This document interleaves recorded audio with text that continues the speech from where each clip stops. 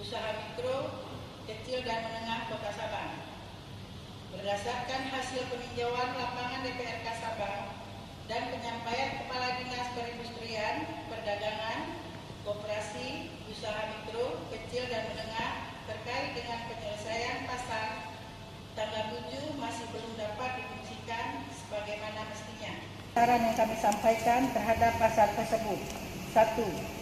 Mengingat bangunan pasar tersebut belum selesai dengan sempurna, kami sarankan agar desain tampilan depan pasar tangga 7 yang tidak kehujanan dan kepanasan.